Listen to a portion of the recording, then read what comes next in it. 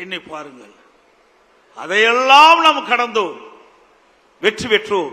அது பொறுத்து கொள்ள முடியாமல் சட்டையை கிழித்துக் கொண்டு வீதியிலே தெரிந்தவர் தான் இன்றைய முதலமைச்சர் ஸ்டாலின் அவர்கள். ஸ்டாலின் அவர்களே, அன்றைக்கு நீங்கள் சட்டையை கிழித்துக் கொண்டுதான் வெளியே சென்றீர்கள். ஆனால் அடுத்த ஆண்டு நடைபெறுகின்ற சட்டமன்ற பொதுத் தேர்தலில் அனைத்து இந்திய அண்ணா திராவிட முன்னேற்ற கழக தலைமையிலே அமைக்கப்படுகின்ற கூட்டணி பெரும்பான்மையான இடங்களிலே வெற்றி பெற்று அனைத்து இந்திய அண்ணா திராவிட முன்னேற்ற கழகம் தனி பெரும்பான்மையோடு ஆட்சி அமைக்கும். அப்பொழுது எந்த நிலையில் இருப்பீர்கள் என்று தெரியவில்லை.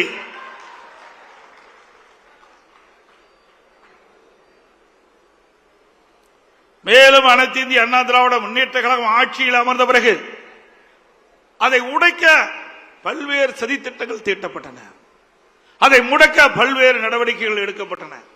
பல்வேறு வழக்குகளை தொடர்ந்தார்.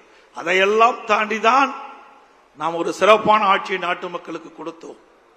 இன்றைக்கும் எதிர்கட்சிகள், ஏன் திராவிட முன்னேற்ற கழக கட்சி கூட நம்முடைய ஆட்சியை பற்றி விமர்சனம் செய்ய முடியவில்லை. அப்படி அற்புதமான ஆட்சி கொடுத்தது அண்ணா திமுக அரசாங்கம். என்ன சொல்கிறார் திரு ஸ்டாலின்? எடப்பாடி பழனிசாமி, அண்ணா திமுக, பாரதிய ஜனதாவோட கூட்டணி. இதைத்தான் சொல்ல முடியும். ஆட்சியில் ஏதாவது குறை இருக்கின்றதா சொல்லுங்கள், அதுக்கு பதில் சொல்ல நாங்கள் தயாராக இருக்கின்றோம்.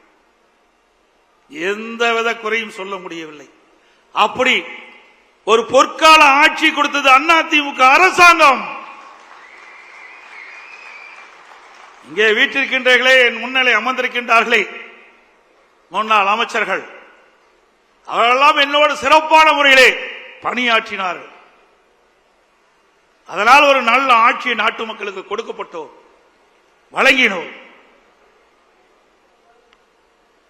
அதே ஆட்சி மீண்டும் தமிழகத்தில் கொண்டு வருவதற்கு நீங்கள் அத்தனை பேரும் முழு ஒத்துழைப்பு நல்க வேண்டும்.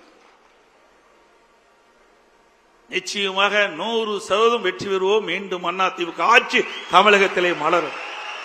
இது எந்த கொம்பனாலும் தடுக்க முடியாது. மரியாதைக்குரிய சகோதரர் சி.வி. சண்முகம் குறிப்பிட்டார், நாமும் தேர்தல் வகுப்பாளை வைத்திருக்கிறோம்.